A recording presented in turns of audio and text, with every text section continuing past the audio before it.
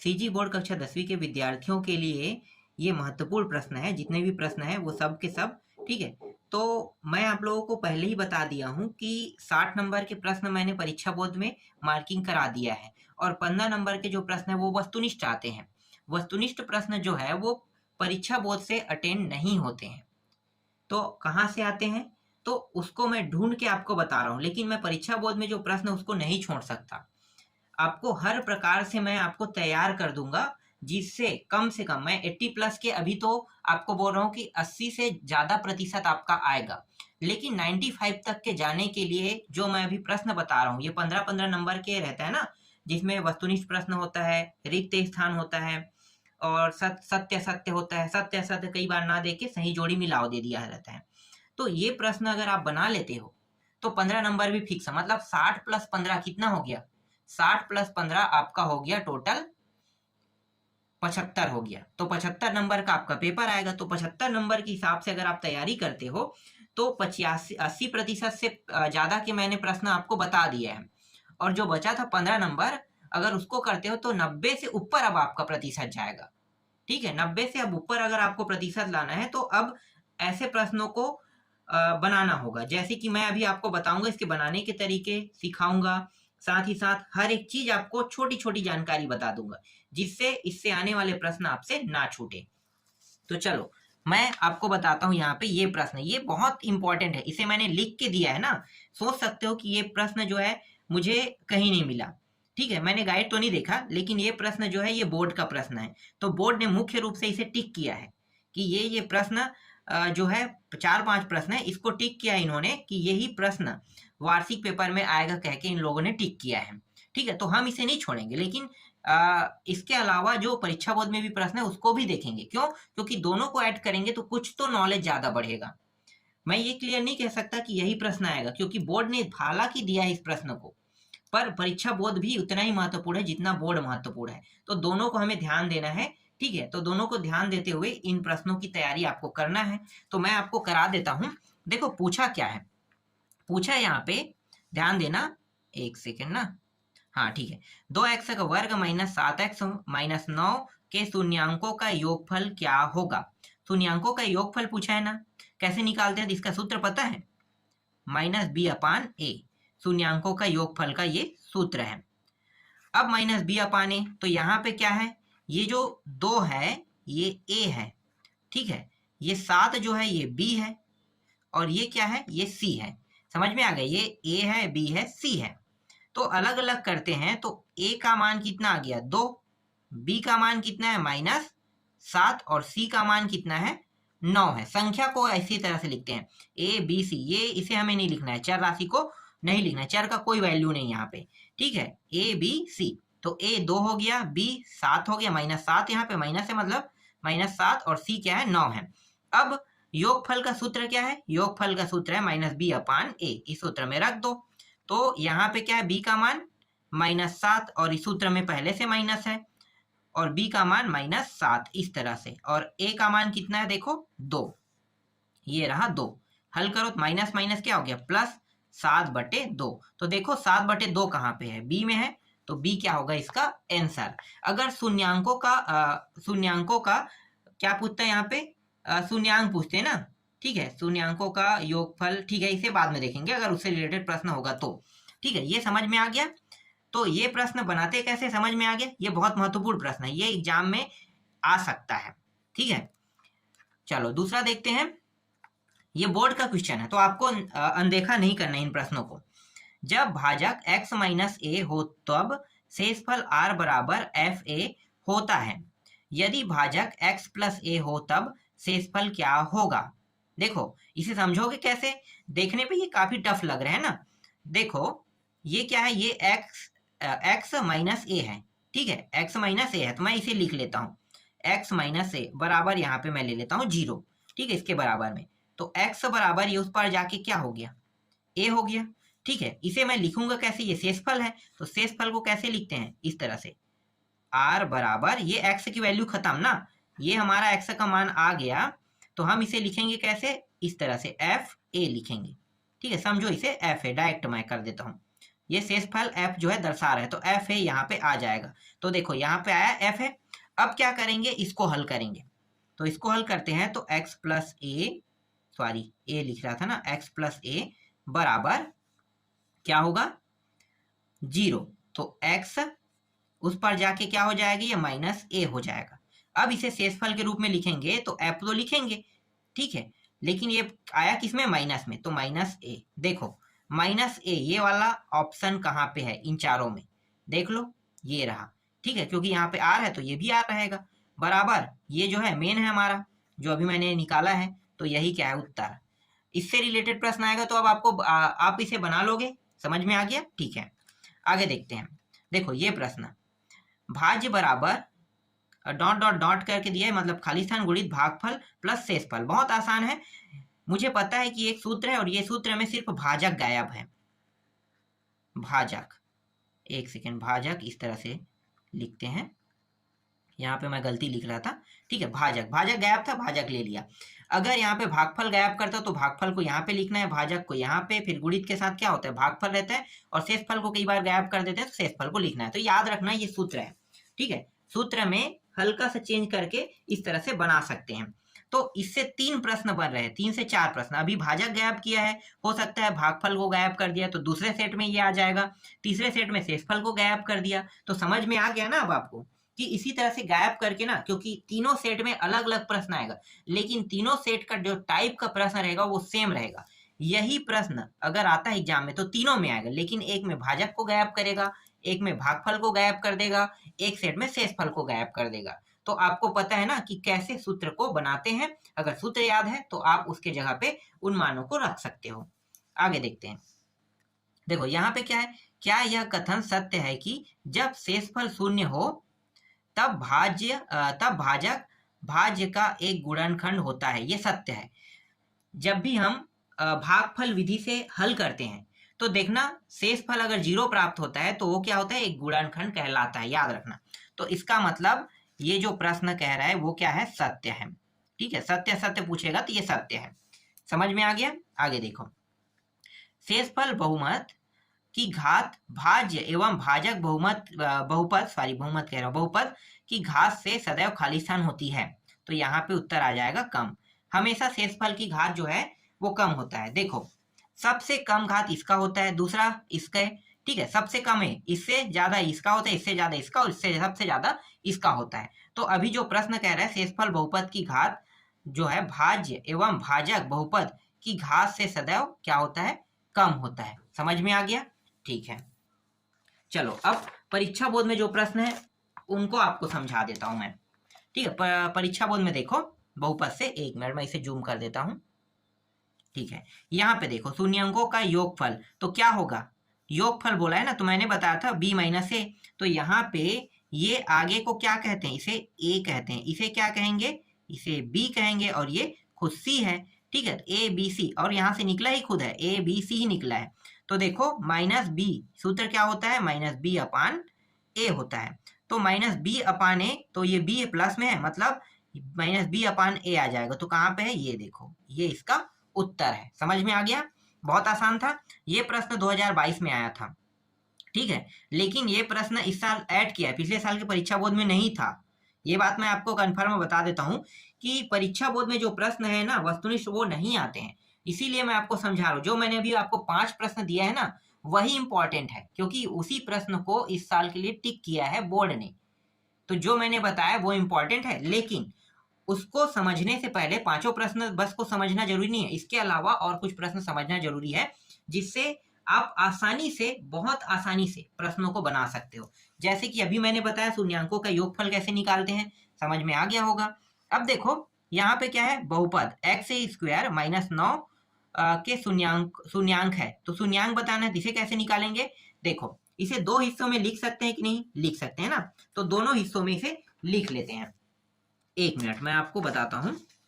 देखो ये x का वर्ग माइनस 9, तो ये जो है इसे मैं और कैसे लिख सकता हूं, x का वर्ग माइनस 3 का वर्ग, ऐसे लिख सकता हूं, बिल्कुल। अब यहाँ पे इसका सूत्र क्या होता है, x प्लस 3 और x माइनस 3, यही होगा। तो 1 से x का मान क्या निकल गया, इससे -3 निकल गया और इससे क्या निकल जाएगा, +3। जो माइनस है वो प्लस में होगा और जो प्लस में है वो माइनस में होगा। तो ये आ रहा है, देखो जहां, एक सेकंड यार, यहाँ पे दिखाई ही नहीं दे रहा होगा, है ना। देखो ये प्लस में इसलिए ये माइनस बना, ये माइनस में इसलिए इसका मान प्लस में आया। तो -3 + 3 जिसमें भी आया होगा वही हमारा उत्तर रहेगा। तो देखो ये रहा -3 + 3, सी क्या है आपका उत्तर है। इसी तरह से इसमें भी निकल जाएगा, +1 और -1 आएगा ना, कहाँ पे है, +1 -1 ए में है, सेम टू सेम बनेगा, ठीक है।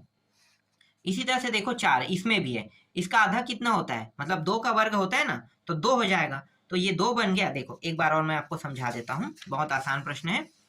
ऐसे प्रश्न अगर एग्जाम में आता है तो आपको बनाना कैसे, 4, तो ये हम लिखेंगे कैसे, x - 2 का वर्ग, ठीक है, इस तरह से। फिर इसे और कैसे लिख सकते हैं, x + 2 और x - 2, इस प्रकार से लिख सकते हैं, बिल्कुल। फिर यहाँ से x से क्या निकलेगा, यहाँ पे 2, तो ये प्लस में इसलिए ये माइनस में प्राप्त होगा, और ये माइनस में इसलिए ये किस में प्राप्त होगा, प्लस में प्राप्त होगा। तो इतना ये मान होगा। तो देखो यहाँ पे क्या आ गया, ये रहा, बहुत आसान है, ठीक है। एक बहुपद के शून्यंक 4 व -1 है तो उसके गुणनखंड होंगे, ठीक है। 4 और -1 है, गुणनखंड क्या होगा, बहुत आसान है, देख लो।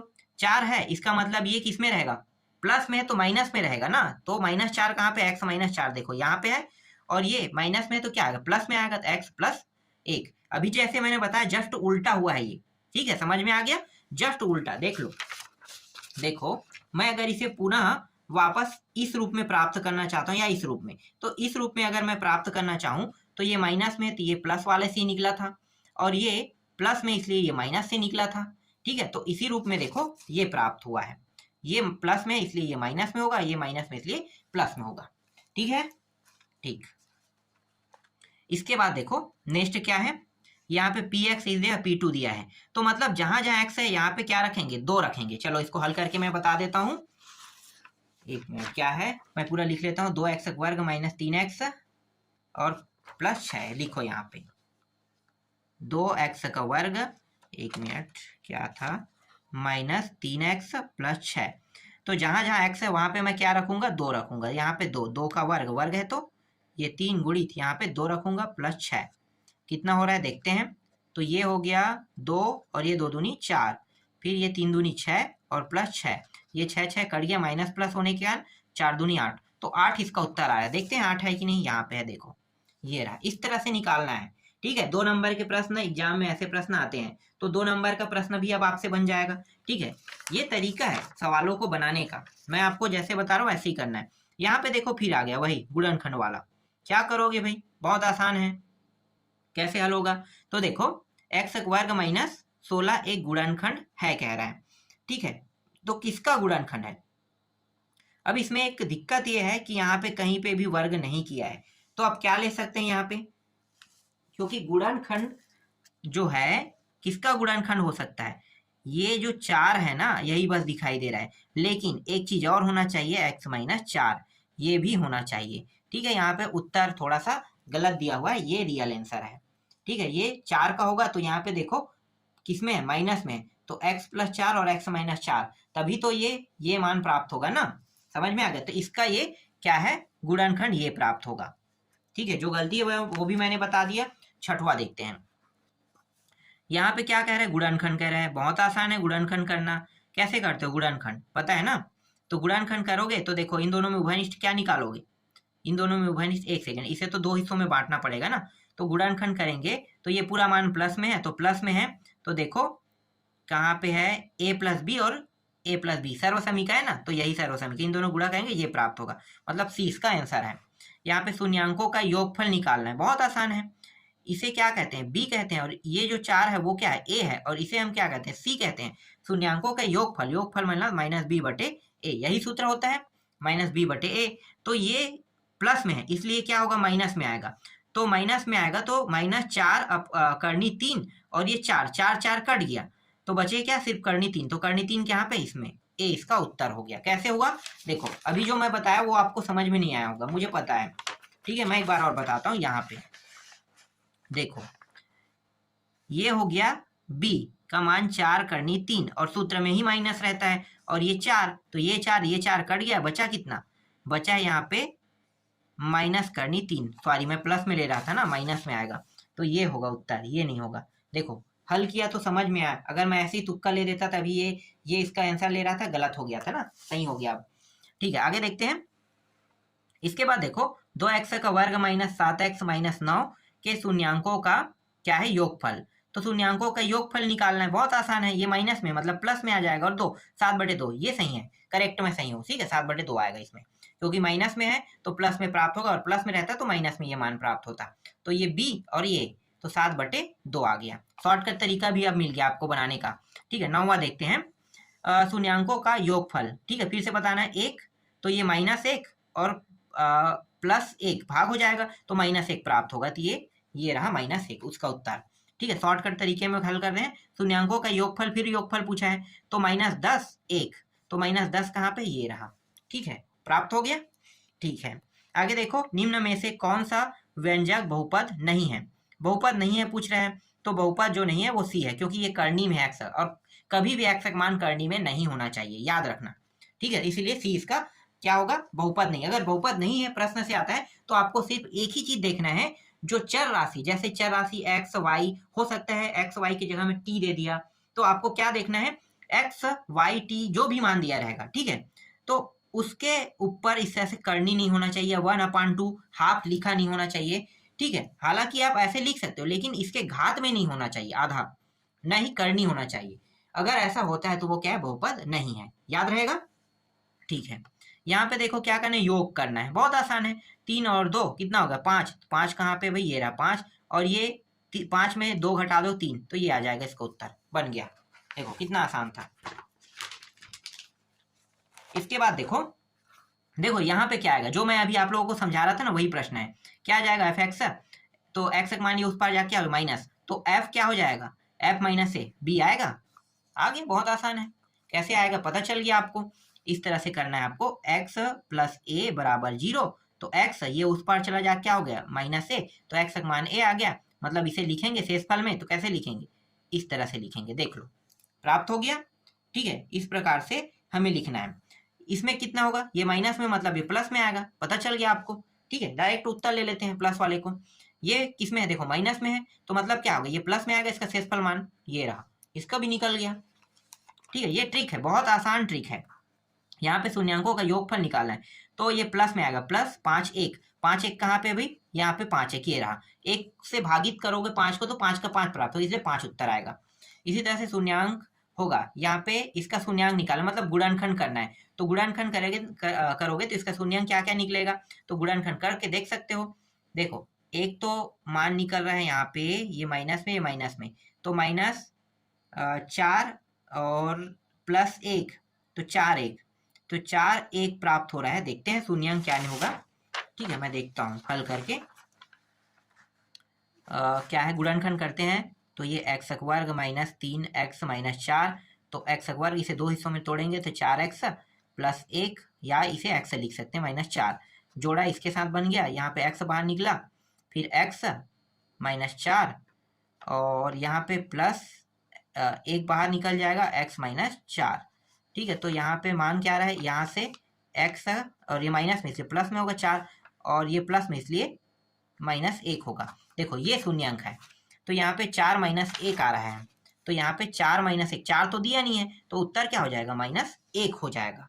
ठीक है, क्या हो जाएगा, -1। ठीक है, दोनों उत्तर है, ये 4 भी उत्तर है और 1 है, इन दोनों में से सिर्फ एक मान दिया हुआ था, सिर्फ -1, तो मैं क्या लूंगा, -1 को लूंगा। ठीक है, इसके बाद देखो यहाँ पे fx2a की मात्रक x + a हो तब शेषफल। देखो बहुत आसान है शेषफल निकालना, तो कैसे करोगे, तो यहाँ पे इसका उत्तर आ जाएगा, देखो यहाँ पे x का मान हो जाएगा ये 2, a/2 हो जाएगा। ठीक है, मैं यहाँ पे रख देता हूँ x का मान a/2, तो ये माइनस में आ जाएगा, तो मतलब 3a। ठीक है, 3a, तो ये इसका उत्तर हो जाएगा, -3a हो जाएगा। ठीक है, आगे देखते हैं। अब रिक्त स्थान देखो, फटाफट इसको हल कर लेते हैं। द्विघाती बहुपद के अधिकतम खाली स्थान शून्यक होते हैं। द्विघाती के हमेशा 2 होते हैं, 2 ले लो, सीधा टिक कर दो। कैसे 2 होगा, जैसे अभी मैंने निकाला है ना 2, देखो द्विघात है, 2 घात 1 और 2 प्राप्त हुआ, 2 अंक, 4 और 1, तो 2 ही होते हैं। ठीक है, तो 2 शून्य होते हैं। समझ में आ गया? ठीक है, इसमें देखो बहुपद एक्स स्क्वायर माइनस एक एक्स प्लस एक से भाग देने पर शेषफल होगा, भाग दे दो, सिंपल सा भाग देने के तरीका है, मैंने बताया भी था। चलो नहीं आता है तो मैं आपको सिखा देता हूँ यहाँ पे। X square minus x plus एक, देखो यहाँ पे किससे भाग देना है, एक्स प्लस एक से भाग देना है, ठीक है। या फिर एक तरीका क्या कर सकते हैं, भाग नहीं दोगे इस तरह से शून्य निकालो तो ये उस पर जाके क्या हो जाएगा माइनस। अब एक्स की जगह हम क्या रखोगे, माइनस एक, तो यहाँ पे रख देंगे माइनस एक, इसका वर्ग है, ये माइनस एक है और ये प्लस एक है, तो ये हो जाएगा प्लस में, फिर ये पे माइनस है और ये माइनस, माइनस में क्या प्लस, फिर प्लस एक बराबर तीन, यहाँ पे कितना आ जाएगा, तीन आ जाएगा। सीधा उत्तर लिख दो, शेषफल कितना आएगा, तीन आ गया, ठीक है। इसके बाद एफ एक्स देखो यहाँ पे क्या प्राप्त होगा भाई, शेषफल माइनस में तो प्लस में प्राप्त होगा, ये रहा, ठीक है, इजी था। ठीक है, आगे देखें, ये है और माइनस P1, माइनस P1 मतलब यहाँ पे एक रखेंगे, तो यहाँ पे एक रखेंगे माइनस, तो चार घात है मतलब प्लस में तीन हो गया, यहाँ पे तीन घात है तो ये माइनस में होगा, माइनस में ये भी प्लस हो जाएगा, तो तीन और एक चार हो गया, ठीक है, चार और ये फिर माइनस, ठीक है, चार में माइनस का 26, तो माइनस 26 हो गया और माइनस 26 और ये माइनस एक कितना हो 27, तो ये आ जाएगा माइनस 27 आ जाएगा, ठीक है। ये वही है और कुछ नहीं है, जो अभी मैंने जस्ट ये ऊपर वाले में किया था ना, ये शेषफल निकालने वाला तरीका, वही तरीका ये भी। अब यहाँ पे क्या करना, इसको भी भाग देना है, भाग दिया जाए तो शेषफल, यहाँ पे एक्स का मान कितना आएगा, -4 यहाँ पे रख दो, तो माइनस में या जीरो, शून्य आएगा, सीधा उत्तर क्या लिखना है, शून्य लिखना है, हल करके देख लेना, ठीक है, शून्य आ जाएगा। तरीका तो आपको पता चल गया है कैसे होगा। यहाँ पे देखो क्या निकाला, x प्लस 3 एवं x प्लस 4 का योगफल होगा, योगफल मतलब क्या है, दोनों को जोड़ देना ही कहलाता है क्या योगफल, ठीक है। तो देखते हैं छठवां क्या होगा, छठवां में दोनों का योगफल एक एक दो हो गया, x दो x हो गया और 4 और 3 कितना हो गया 7, ये रहा इसका उत्तर, ठीक है। इसके बाद देखो कहाँ पे ये x के गुणांक, तो x का गुणांक क्या है, इसके साथ देखो गुणा कितना है 3 का, ठीक है। यहाँ पे शून्यांकों की संख्या बताना है इसमें, तो शून्यांकों की संख्या 2 होगी, ठीक है। यहाँ पे फिर से मैं क्या ले देता हूँ 2, क्योंकि पता है ना 2 ही शून्यांक निकलेंगे इसके। शून्यांकों का गुणनफल खाली स्थान होता है, तो एक सेकेंड, गुणनफल खाली स्थान होता है, शून्यांकों का गुणनफल खाली स्थान होता है, हाँ सॉरी सूत्र बताना है, शून्यांकों का गुणनफल का सूत्र होता है C/A, जैसे कि शून्यांकों का योगफल का सूत्र क्या होता है -B/A, तो इसका C/A, ठीक है। 10वां देखो, बहुपद x square plus 10x plus 24 के शून्यांकों का योगफल खाली स्थान होगा, तो शून्यांकों का योगफल कितना होगा, देखो ये किसमें प्लस में, मतलब माइनस में आ जाएगा, -10 और ये 1, तो सिर्फ आप लिख सकते हो -10 बस लिख सकते हो, ठीक है, इतना हो जाएगा। इसी तरह से बहुपद में देखो शून्यांकों का गुणनफल बताना है, गुणनफल कितना होगा, ये देखो 12 और 1, तो ये माइनस में है, तो -12 और 1, तो यही इसका उत्तर होगा -12 1, तो 1 को लिखने की जरूरत नहीं, सिर्फ -12 लिख सकते हो उत्तर में, ठीक है। इस तरह से फिर यहाँ पे देखो इन्हें क्या करना है, योग करना है, तो ये दोनों जुड़ जाएगा, 5 और 3 कितना हो गया 8x, और ये माइनस में है, सॉरी ये प्लस में माइनस है, तो क्या होगा 0, तो सिर्फ 8x बस आएगा, ठीक है, इतना हो गया, ठीक है। अब अंतिम वाला देख लेते हैं, सत्य में देखो द्विघात बहुपद के अधिकतम 2 गुणनखंड होते हैं, ये सत्य कह रहा है, ठीक है, राइट करो, मैंने अभी सिद्ध करके दिखाया था, देख लो द्विघात बहुपद ये रहा, द्विघात दो घात है, इसे द्विघात बहुपद कहते हैं, 2 शून्य निकला 1 और 2, ठीक है, क्लियर हो गया। 8x इकाई लंबाई के रेखाखंड को 2 बराबर भागों में बांटने पर प्रत्येक भाग की लंबाई 4 इकाई होगी, ये गलत है, ठीक है, ये गलत है, क्योंकि 2 भागों में बांटोगे तो बराबर बांटोगे तो 4 तो नहीं हो सकता ना, तो ये असत्य है, इसको डायरेक्ट असत्य ले लेना है, ठीक है, क्योंकि हमेशा वर्ग को मानते हैं और 8 का वर्ग नहीं, 4 जो है 8 का वर्ग नहीं है, 16 का वर्ग है, ठीक है, मतलब 4 का वर्ग 16 होता है, तो 16 का क्या होगा 4 ही होगा ना, ठीक, इस तरह से। शेषफल शून्य होने पर भाजक और भागफल भाज्य के गुणनखंड होते हैं, भाजक और भाज्य के गुणनखंड होते हैं, ये क्या सत्य है, सत्य है, ठीक है, ये सही कह रहा है, ठीक है। जब शून्य होगा शेषफल तभी, देखो ये प्रश्न अभी जस्ट मैंने अभी आपको दिखाया ना, वही प्रश्न यहाँ पे उठा दिया है, ये वाला प्रश्न भी देखो, ये भाजक डॉट डॉट था, ये वाला इसको भी ले दिया है आगे यहाँ पे, ठीक है, ये भी क्या है सत्य है। एक सेकंड यहाँ पे गलत है, मैं भूल गया था, भाजक गुणित भागफल उसके बाद प्लस शेषफल, ये गलत है, सूत्र गलत है ना, ठीक है। इस तरह से सूत्र में सुधार करोगे तो क्या होगा, ये भागफल यहाँ पे आ जाएगा और प्लस के बाद शेषफल रहता है, ये रहा यहाँ पे शेषफल रहेगा। इसके बाद देखो बहुपद ये रहा एक्स स्क्वायर के गुणांक शून्य, क्या यहाँ पे दिया है, देखो एक्स स्क्वायर के गुणांक 1 है, तो ये तो गलत है, शून्य कह रहा है तो, ठीक है। शेषफल की घात भाज्य से कम किंतु भागफल से अधिक होती है। क्या ये सही कह रहा है? ये भी असत्य है। ठीक है, तो इस तरह से मैंने आपको बता दिया इंपॉर्टेंट जितने भी 1 नंबर के प्रश्न हैं वो सारे। ठीक है, और यहीं से प्रश्न बनेंगे और कहीं से नहीं बनेगा। मतलब जो मैंने बताया या मैंने जो समझाया है उसी के टाइप से रिलेटेड प्रश्न बनेगा, और इन प्रश्नों की अगर आप तैयारी करते हो तो गारंटी आपका नंबर बहुत अच्छा आएगा।